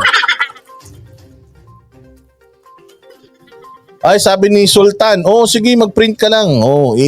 Mag-message lang kayo sa akin. I-send ko sa inyo yung raw. Sige, play natin to. So, pinabubulaanan nila yung sinasabi ni Quiboloy na may threat sa buhay niya. Ganito din naman yung kay Teves. Pinabubulaanan din naman nila yung threat sa buhay ni Teves. Pero syempre, sabi nga nila, yun ang sinabi mo. Pero para sa akin, meron So, nag-iingat ako. Except for his pronouncement po ay wala pong natatanggap po na information po ang PNP with respect to the threat against his life. But if Pastor Quiboloy has a basis for saying that, as always po, not only limited to him, lahat po ng tao, whether it's a government official or ordinary citizens po na may natatanggap pong banta sa kanyang buhay, ay lagi naman pong ready mag-provide po ang PNP ng appropriate security if there is a request for one po. Entitled po siya sa kanya pong opinion. Hindi natin alam kung saan po siya nakakakuha ng mga information na like that po. But on the part of the PNP, we categorically deny any knowledge doon sa sinasabi po niyang sabuatan. The PNP remain focused po sa ating mandate at so like I said, yung proseso po sa Congress ay the PNP cannot interfere. Hayaan po natin yung proseso na gumulong. At kung darating po yung pagkakataon na hihingin po yung assistance po ng PNP, then the PNP will and ready to provide one po. I think naman Pastor Quiboloy, taxpayer ka naman. Malaki naman ang ambag mo naman talaga sa bayan. If you talk to the police, if it's really if you're really firm na meron talagang threat sa buhay mo, then you can always talk to the police and you can actually ask the police to protect you. Pwede sila magbigay sa iyo ng ng mga bodyguards mo na mga trained na mga police. So sinasabi nito na we categorically deny na meron threat sa kanya because wala naman kaming natatanggap na mga ganyang reports. Hindi rin naman kami nakakatanggap ng report sa kanya na merong threat sa buhay niya. So hindi ko alam kung saan galing yung intel niya, pero ito yung intel namin, wala. So paano na yan? Yari, di ba? I understand, sir, may inisyu na po na subpena po ang Senate for requiring the attendance po ni Pastor Kibuloy, and we have to wait po if Pastor Kibuloy will respond po doon sa subpena na ipinadala. But if the Congress and the Senate will seek the assistance of the PNP in serving the subpena, then we are ready to assist them. But for now, sir, let us wait for the response po ni Pastor Kibuloy po. I understand na sa March 5 pa po ata yung schedule po na hearing, so we have to wait po during the day kung a-attend po, and if ever po he will opt not to attend, then I'm sure po the Senate has the full authority on how to proceed in case po of non-appearance. Teka, bakit mo ini-statement yan? Taga-Senate ka ba? Bakit? Nagtataka lang ako, madam. Bakit mo sinasabi yung mga yan? I mean, wala na yan sa protocol. I mean, wala na yan sa trabaho mo. Yung anything that has to do with yung Senate inquiry, wala na yan sa iyo. Siguro mas maganda na sinabi mo na kami dito sa PNP, we're just waiting. Kung ano man yung instructions na ibigay sa amin, we'll just follow. Pero meron ka pa sinasabi na sa March 5 yata yung kapag hindi dumating, ang Senate, ipahuli sa amin, tutulong kami. At nagsasalita ka ng ganyan. Spokesperson ka na ng Senate, hindi ka na spokesperson ng PNP.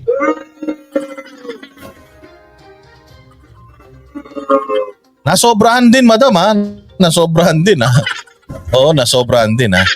Pwede mo naman sabihin na I cannot speak for with whatever's happening in the Senate, but we've heard in the news na they're gonna issue this and that. Pagka hindi daw umattend, well, we'll just wait whatever whatever memo makarating sa amin. If they want us to do something, then we will do something. Di ba? Mas maganda yun kaysa yung di ba, sa March 5 yung hearing nila. So pag hindi umatin at huhulihin namin.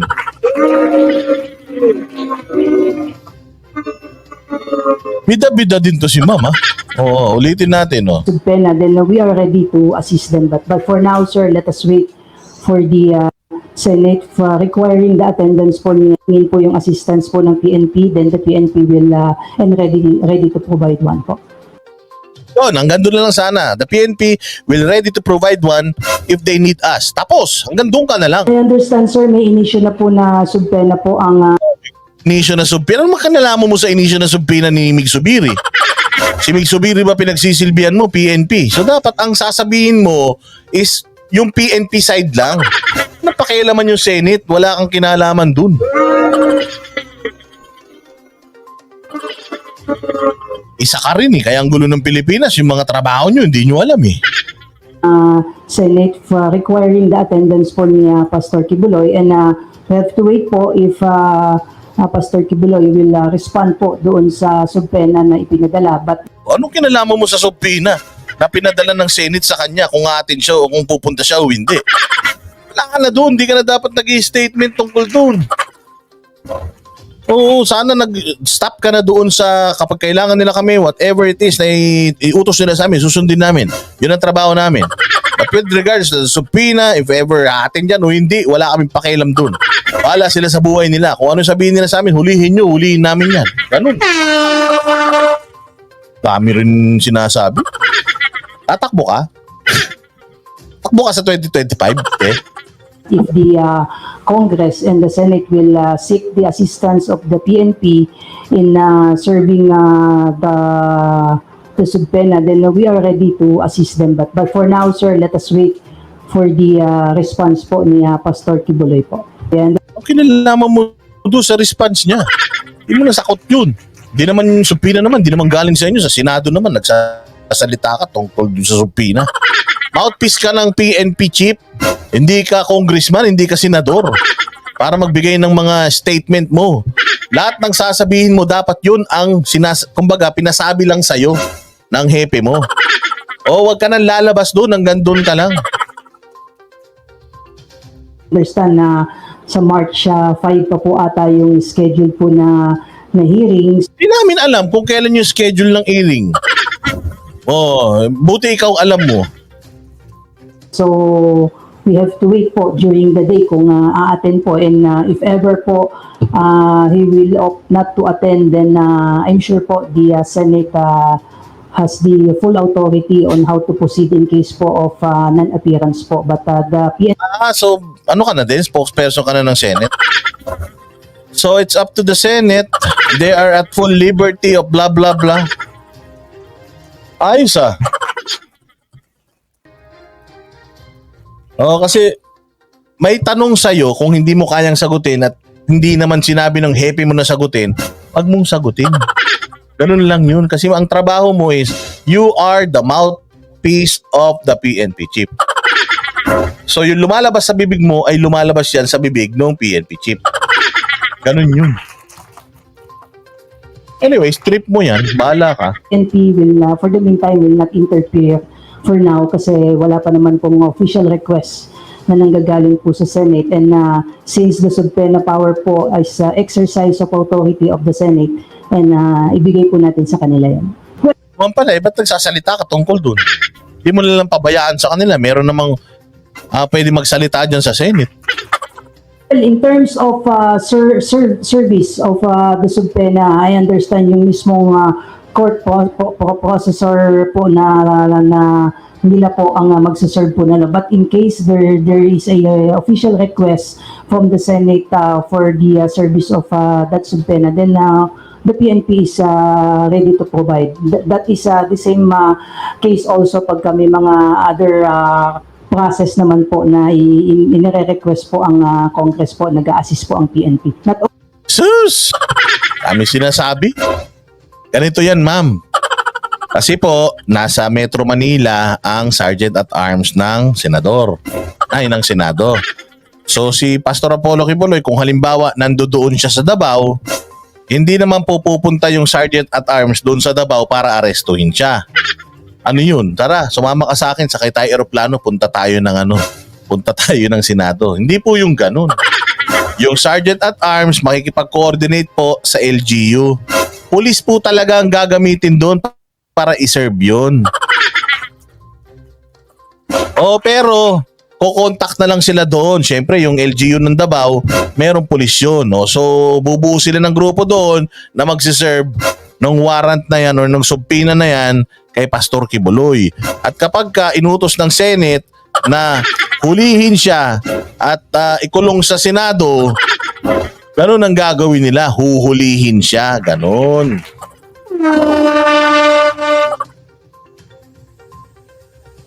Ayun lang. Kasi pag nandito sa Metro Manila, yung Sergeant at Arms, yung mag-i-issue serve nung subpoena na yan. Talaga to si Madam. Hindi, magaling naman yan si Madam. Medyo lang siya, na sobrahan lang yung pabibo niya, baka naparami yung kape niya ngayong araw. Ano pa ba ang mga balita natin? Sige, ito pa. Panibagong ito naman si Dong Gonzales, sabi ko nga sa inyo, kinanti ni Pastor Kibuloy yung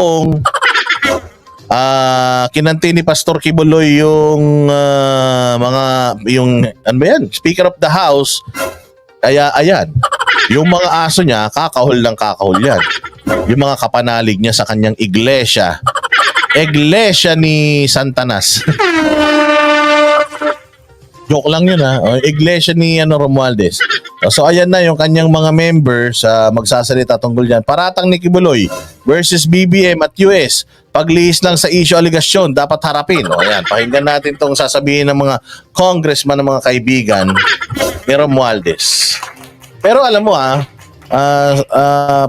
Pastor Kibuloy, baka lang feeling mo, porket kaibigan ka ni PRD yung tao ipagtatanggol ka rin katulad ng pagtatanggol nila kay PRD. Hindi po ganoon Hindi kasi PRD O kung ina-expect mo na ang buong Pilipinas ay magre-revolusyon para sa'yo, maghunos dili ka. Hindi nga sila nagrevolusyon nung nagsalita si PRRD sa Davao Sa'yo pa kaya?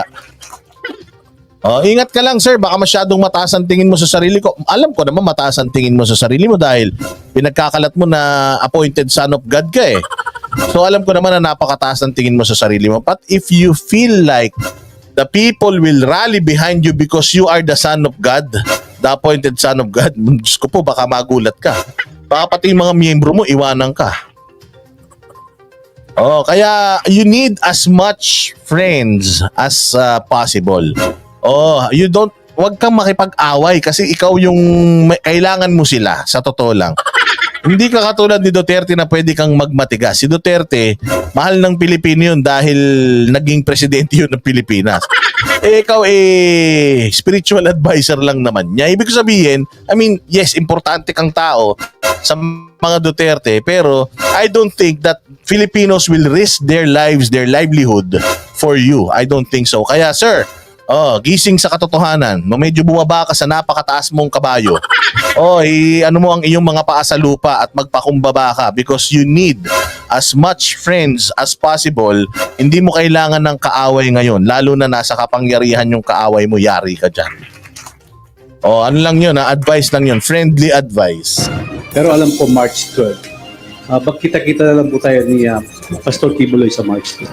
Humarap siya sa Kongreso, humarap siya sa Senado, lalo na sa mga pagdinig kaugnay ng mga kasong ito. Ito ang apela ng mga kongresista sa religious leader na si Apollo Kibuloy matapos magsalita at akusahan ng pamahalaan ng Pilipinas ng pakikipagsabwatan sa Estados Unidos upang siya'y makuha at umano'y patayin. Tinuligsari ng makabayan black lawmakers ang naging pahayag nito laban sa kababaihang biktima ng umano'y pang-aabuso ni Kibuloy. Ayon sa religious leader, hinahabol siya ng mga babae dahil sa kanyang kayamanan. Ako po ay hindi nag-asawa. Ngayon, inaakusahan ako ng napakaraming babae. Ito Maganda na sana dun Maganda na sana dun, Pastor. Hindi nga po ako nag-asawa. Ang gaganda ng mga singer ko, wala nga ako naging girlfriend dyan. Tanongin nyo sila isa-isa kung nagkaroon ako ng girlfriend sa kanila. Hindi nga ako nag-asawa tapos mangmumulestya pa ako. Hindi ko ba, ang dami-dami kong pera, gusto ko lang ng pichiching Gusto ko lang ng boom-boom hindi ko ba kayang magbayad na lang? Bakit kailangan ko pang mangmulestya? Buti sana kung pagkaganda-ganda nung nagsasabi ng naminulestya siya dyan sa Senado. Buti sana kung kasing ganda niya tong mga singer ko. Diba? Sana ganun na lang. Hindi totoo yan. Dahil ako po ay isang evangelist. Bawal po sa amin yan. Diba? Ano sana? po ang kasalanan ko. Pinayaman ako ng Panginoon Diyos, akala nila sa akin. Pinayaman ako ng Panginoon. Pinayaman ka ng mga member mo, Pastor. Ano ka ba?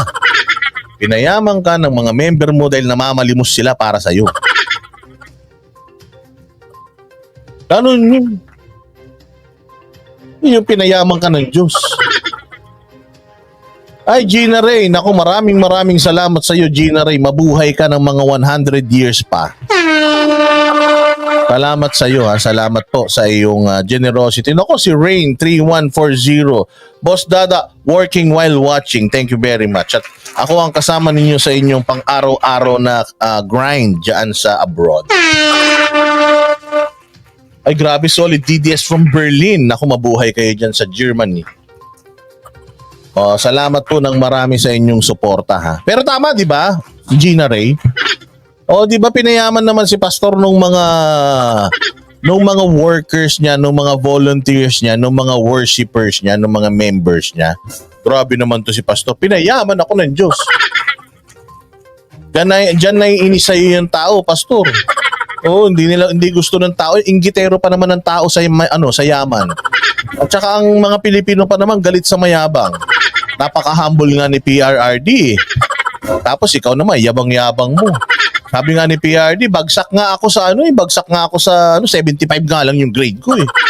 Di ba lahat ng mga opisyal ng gobyerno nagpapayabangan ng cum laude? O magnanakaw cum laude, di ba? Si PRD nga, sinasabi niya, yung high school ko nga, 8 years ko kinuha eh. Alam mo yun, yung kaibigan mo, sobrang mababang loob, ikaw naman, sobrang naman yabang mo. Ewan ko sa'yo, Pastor, kaya yung mga tao tuloy, naiinis sa'yo, imbis na sana kakampi mo, walay. Single ako, kaya pinag-aagawan ako. Pagkatapos na ako'y maghihindi, mapapahiya, ibabaliktad nila sa akin. Harapin mo yung accountability mo, Pastor Kibuloy, with due respect, no? Wag ka masyadong filingero na hinahabol ka ng mga kababaihan. Diba? Sinabi mo yung with due respect, tas wala kang respeto, punyemas kang boba ka. With due respect, tapos tinawag mo na filingero. Ang ina naman, hindi mo ba naiintindihan yung ibig sabihin ng with all due respect? With all due respect, ibig sabihin, nire-respeto kita, tas sasabihin ko, filingero ka? Tanga. Nakikita ko palang mukha nito, parang babangungutin ako eh. At pinagmamalaki mo yung kayamanan, 'di ba? So, yun po. Most wanted na ng FBI ito. Nasa ilalim Most wanted? Nakalagay lang wanted by the FBI ah. Ha? Fake news ka, ma'am. Nakalagay dyan, wanted by the FBI, conspiracy to exchange and trafficking, blah blah blah.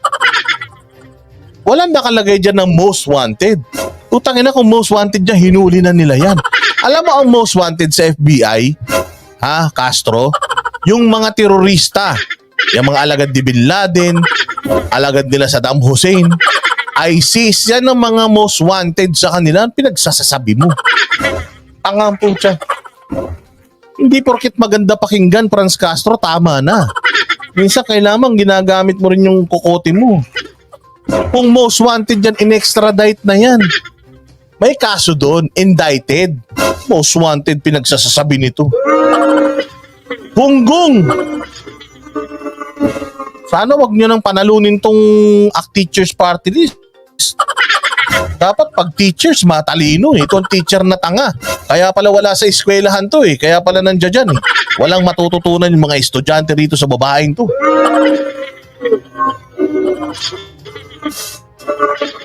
Most wanted daw. Hindi alam ko anong ibig sabihin ng all due respect tsaka ng most wanted. Lagi sana dyan, most wanted by the FBI. Most wanted. Pag most wanted to, ano ba nagawa ni Kibuloy na na terroristic act?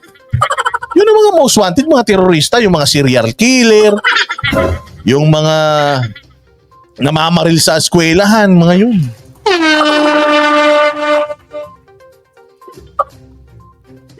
Oh, yun. Ito naman si Franz Castro, parang buang na rin eh. ng United States Federal Bureau of Investigation wanted list si Kibuloy, thus Wanted list, listahan, nandoon siya sa listahan ng mga wanted. Most wanted. Tatanga-tanga. Oh, iba yung requested song tsaka most requested song. Abnoy! sa umunoy pakikipagsabwatan sa sex trafficking, gayon din sa pagpupuslit ng maraming pera. Ayan, conspiracy to engage in sex trafficking by force. Fraud, coercion, sex trafficking of children. Puta, bigat yun. Sex trafficking by force. Fraud. Puta, grabe naman yung fraud. Ang daming beses naman ng fraud. May fraud na dito sa baba, may fraud pa sa taas. May sex trafficking by force na dito sa baba, may sex trafficking by force pa sa taas. Parang pinahaba nyo na yung kaso dito ni Apollo Carayon Kibuloy. and coercion. Putya, nandoon na rin yung coercion. Nasa taas na rin, nasa baba ulit. Conspiracy. Putya, yung conspiracy na yan. Nandito, meron pa sa unahan na conspiracy. Inan to. Parang galit na galit kayo kay ano ah. Bulk cash smuggling. Ayan o, ulitin natin yung kaso niya. Conspiracy ha. Conspiracy to engage in sex trafficking. 1. By force ha. O, sex trafficking by force. Fraud and coercion. Sex trafficking of children. Sex trafficking by force. Fraud and coercion. Conspiracy. Puta, pinaikot-ikot nila. Pare-parehas lang naman. Hindi kayo naniniwala. O, tingnan nyo. Ayan, papalakihin ko. Tingnan nyo maigi. O, ayan. Wait. Patawan po siya. Ayan na, nawala tuloy. Sana? Ito. Ayan o. Conspiracy to engage in sex trafficking by force, fraud and coercion, and sex trafficking of children, sex trafficking by force, fraud and coercion, conspiracy. Ang dami mong beses naging fraud. 2 beses at saka nag-conspiracy ka ng 2 beses. Tapos nag-sex trafficking by force ka ng 2 beses. O kasi kapag ano, isang ganun lang yan, hindi siya mukhang nakakatakot. Pero pag dinamihan nila, sex trafficking by force, fraud, manlaman-limang fraud.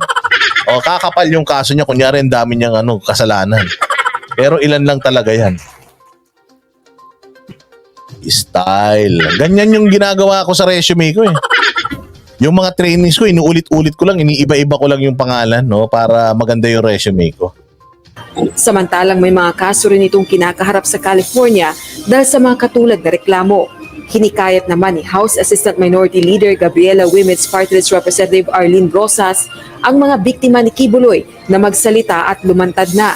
Naiintindihan at nauunawaan namin na hindi ganun kadali na lumabas ang mga biktima. But of course, we are actually enjoining them. Inihikayat namin sila na lumabas at magsalita. Parehong nagpadala ng sabina ang Senado at Kamara kay Kibuloy dahil sa mga aligasyon ng pang-aabuso gaya ng physical at sexual abuse at human trafficking, gayon din sa akusasyon ng paglabag ng prangkisa ng SMNI kung saan ito ang honorary chairperson. Samantala, pumalag din si House Speaker Martin Romualdez sa mga aligasyon laban sa PBBM administration ni Kibuloy. Ayon kay Kibuloy, nakikipagsabuatan sina Pangulong Ferdinand Marcos Jr. at First Lady Lisa Araneta Marcos para ibigay siya sa Amerika. Ayon naman sa liderato ng Kamara, committed sila sa pagtataguyod ng rule of law at pagtitiyak ng kaligtasan at seguridad para sa lahat ng individual. Bukod dito, paglihis din anya sa mga seryosong legal na usapin ang mga akusasyon ng pakikipagsabuatan laban sa kanila. Hinikayat naman ni House Deputy Majority Leader Tingog Party List Representative Jude Asidre si Kibuloy na harapin na lang ang mga kasong kinakaharap at igalang ang mga prosesong legal. On the House, we will implement the law.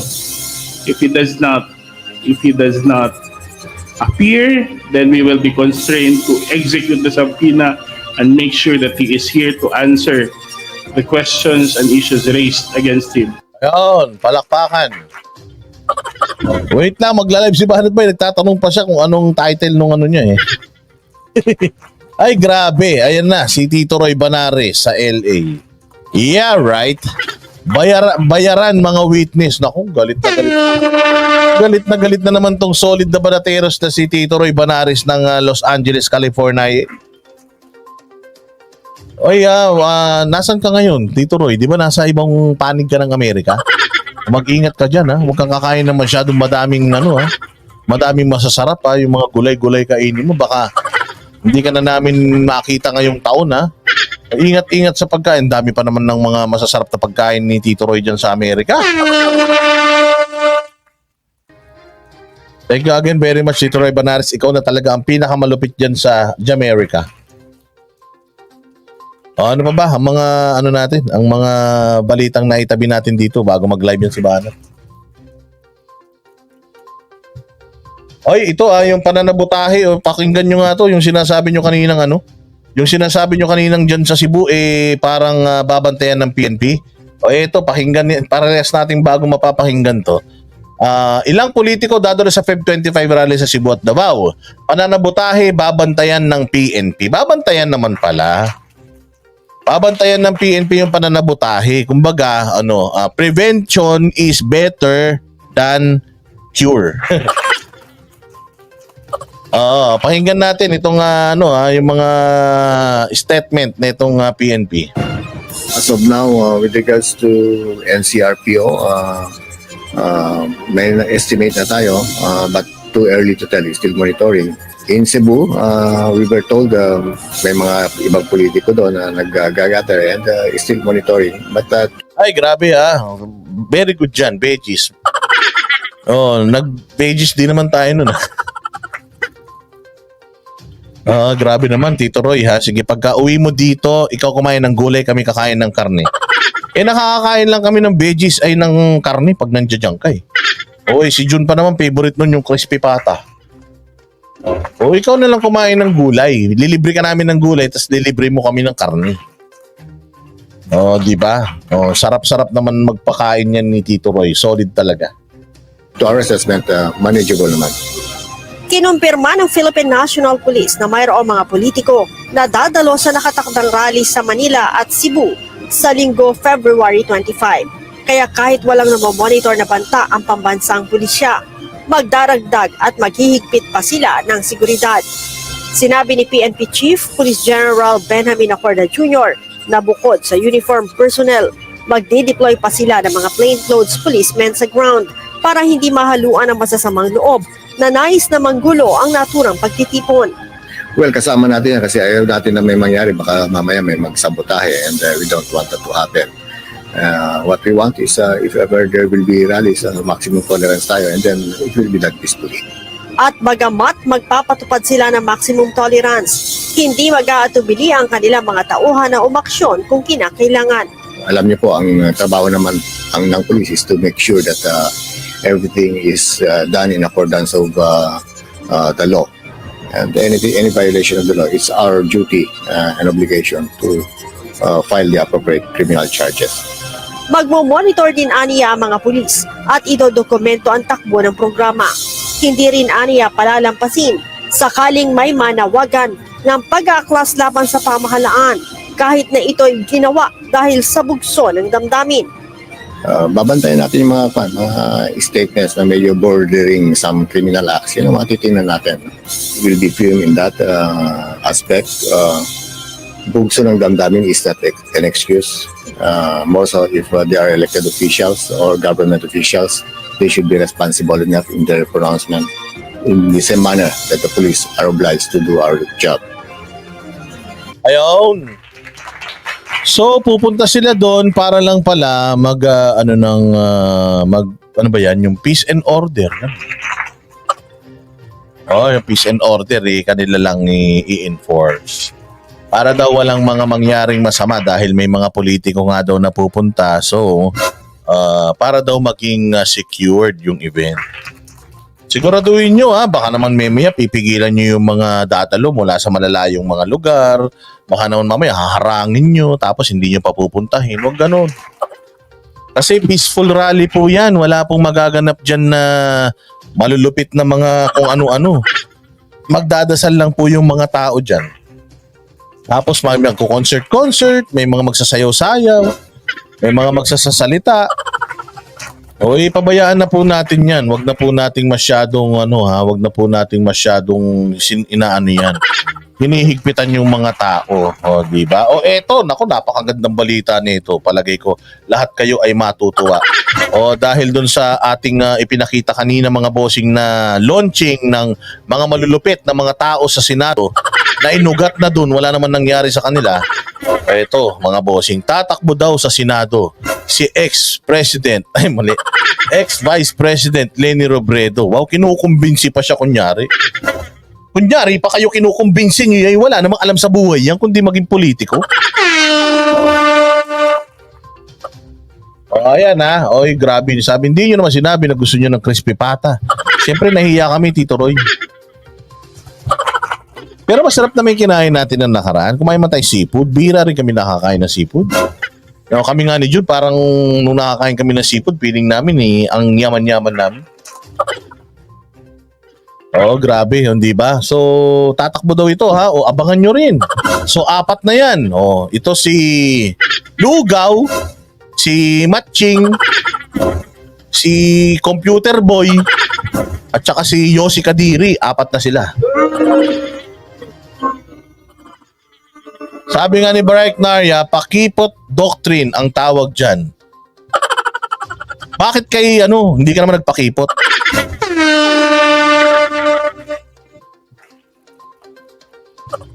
Hindi ka naman nagpakipot doon, bumigay ka kagad. Tapos dyan nagpapakipot. Kunyari ka pa. Inaantay mo naman talaga yung 2025 na yan. Kunyari pa kayo, wala naman kayo ibang alam na trabaho kundi magpolitiko. Style nyo bulok. Hindi ka naman nag-practice ng pagiging abogado. Kung talagang gusto nyo magtrabaho, di sana nag-practice ka ng law. Anyways, pakinggan natin itong balitang itong walang kakwenta-kwenta. Abangan natin ha. Abangan natin. Ni dating Vice President Leni Robredo ang posibilidad na tumakbo siya bilang senador sa 2025. Ang partido naman niyang Liberal Party may 3 na raw pambato sa senatorial race sa susunod na taon. Nasa frontline ng balitang yan, si Gio Robles. Higit 1 taon bago ang midterm elections, kinukumbinsi na ng Partido Liberal si dating Vice President Leni Robredo. Ox! Kinukumbinsi nyo 4 pa lang kayo, di nga kayo makabuo ng 12. Nakaraan nga, 8 lang yung nabuo nyo. Wala na, may mga balat sa puwet yung mga yan, di mananalo mga yan. Na tumakbo sa Senado sa 2025.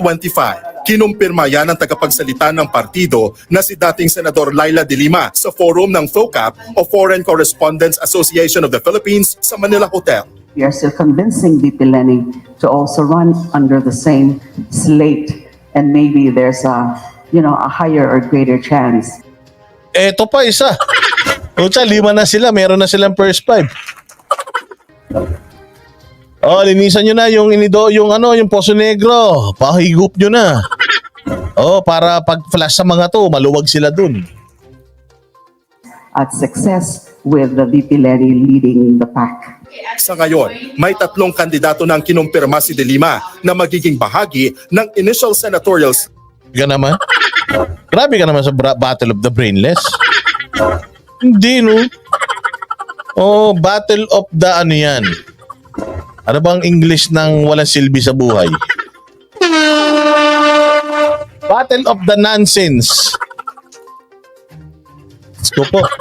Pucha. State ng Partido Liberal sa 2025. Oy, Pucho. Oy, Madam Leila, iba tingin mo na naman ha. Iba na naman ang tingin mo kay Sir ha. Inalalayan ka lang, huwag ka may in love. Alam ko, medyo marupok ka, Madam. Frailties of a woman ka na naman dyan. Baka may asawa yan ha. Tingnan ninyo yung pagbabani mo. Inalalayan naman kasi siya ni Sir. Matipuno si Sir eh. Matitino. Ayan. Kinumpirma si de Lima na magiging bahagi. Ayan, alalayan ni Sir. Medyo matipuno si Sir. Alam mo naman. Medyo mahina si Ma'am pag naka-uniform. Pagka medyo naka-uniform, matipuno. Medyo si Madam parang kilig-kilig yan. Ng initial senatorial slate ng Partido Liberal sa 2020. Ibang ngiti ni Ma'am ha. Masyado mong tinititigan ha. Ito naman kasi si Sir malandi din eh. Dadalawang baitang lang yan, inalalayan mo pa. Baka ikaw ang ipalit kay Jonel. Medyo na pa si Madam doon ha. Medyo na pa... Thank you. Thank you. Bilang mo ako 1 piling na saging. Gano'n. 5. Sila ay senador. Ibang klase talaga yung nung dalawa, yung chemistry nila. Sa ngayon, may 3 kandidato ng kinumpirma si de Lima na magiging bahagi ng initial senatorial slate ng Partido Liberal sa 2025. Sila ay senador. Masyado. Leila ha, baka mahulog ka na naman. Sabi ni Anharot, baka madala ka na naman sa sagingan yan. Ito talaga si Anharot, kung ano-ano sinasabi nito. Kaya ka Sabi ni Karaoke Bear, para nag-water-water si Madam. Grabe kayo, ang babastos nyo. Tanda-tanda na ng tao, kakalaya lang yan. Siyempre, alam nyo naman, pagkakakalaya mo nang wala namang tubuhan doon. Kasagingan doon. Ay talaga. O ito, pakinggan ninyo tong asawa ni Sharon Cuneta na ilang beses yan ang gusto iwanan, di mo maiwan-iwanan. Feeling ng mga mga teenager sila eh.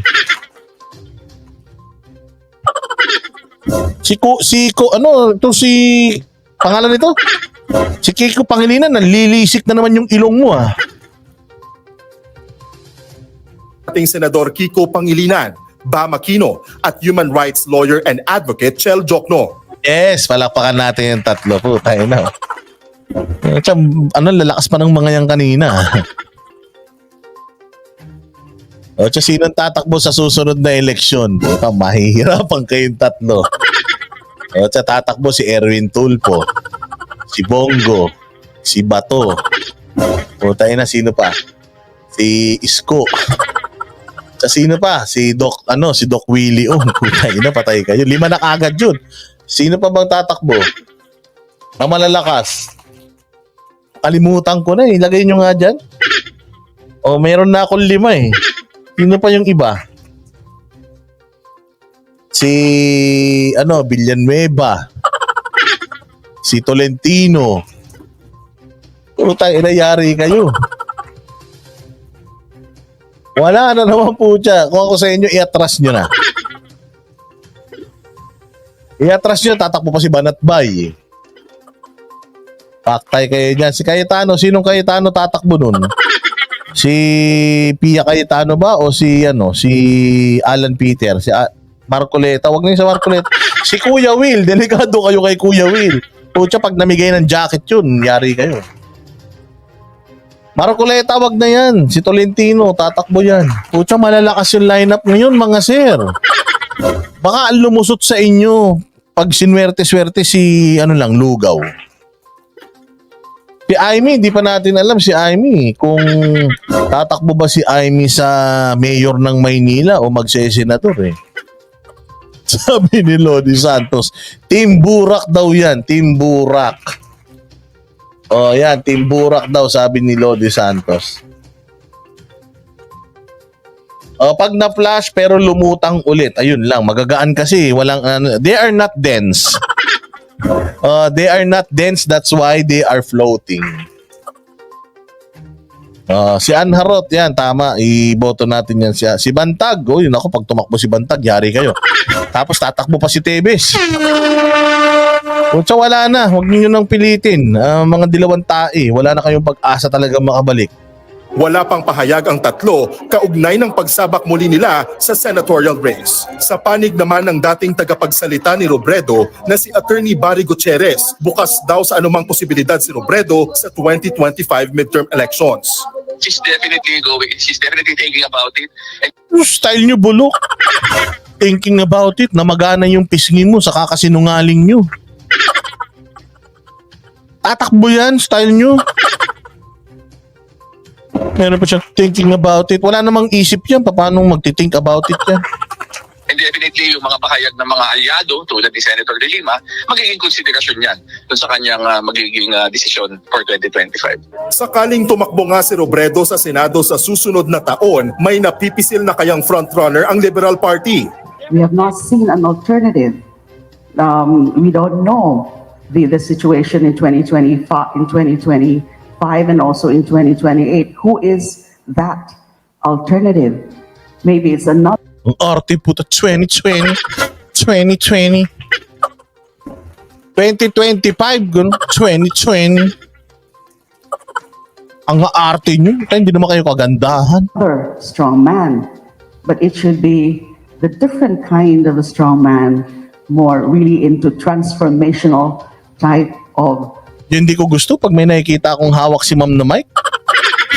Minsan nai-imagine ko, saging niya. Governance.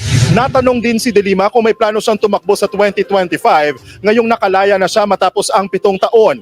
Pero sa ngayon, kontento daw muna si De Lima bilang tagapagsalita ng Liberal Party. The political climate is not that easy especially for me that I just came out of jail, I have no resources, and Okay na yun. Tayo mo sinasabi, hindi ka na... Akala mo si Andre Brillantes ka kung makapagsalita ka dyan. Akala mo, ano? I'm still... the political environment for me is, like 2020. Ilan to? Parang pusa. Ang pusa. Ano yung pusa? Yung pusa yung kiskis ng kiskis sa'yo, sarap tadyakan. Ganyan yun. Pag may nakikita akong pusa, yung kinikiskis yung katawan sa paa ko, tinatadyakan ko talaga eh. Alis ka nga dito, kunyemas ka. 2020. Like 2020. Nick nyo. Hayap ni Kala, sabi nga ni Karaoke Bearsy, parang forever kolehiyala siya.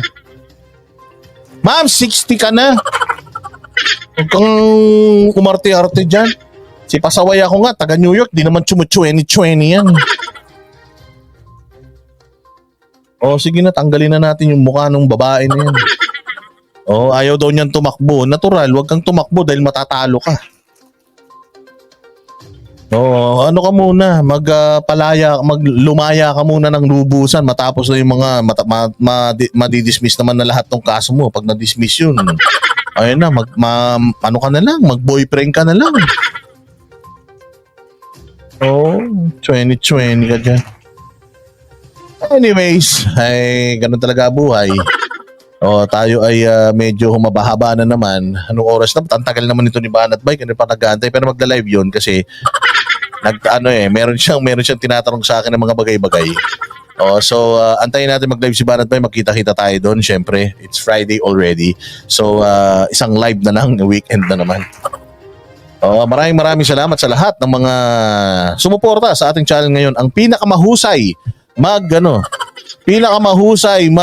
bunamano si Marvel Del Mundo, si Boss Safety and Security Vlog, si Joyce Backley, at ang napakaraming pakulay nito ni Banis Lori, ayan, si Nobel Tuliao, Jing Corpus, Soledad Mulier, ayan, syempre si Ray Dino, Anharot, happy birthday nanay. Oo, happy birthday sa iyo, ha? Belated na pala, belated happy birthday. Leia Okada, thank you very much. Gina Ray, Rain 3140, at syempre si Tito Roy Banares ng LA. Palakpakan natin sila mga boss. Rest assured na sa tuwing magla-live tayo, kahit na maraming problema Pilipinas, itatry nating tumawa at medyo magkulitan dito sa channel natin. At sana nag-enjoy kayo, sana natuwa kayo, at sana nainis kayo ng bahagya. So kita-kits mga bossing bukas, same time, same channel. You are all amazing. See you later kay Banat Bay. Mabuhay kayo, matulog na yung matutulog.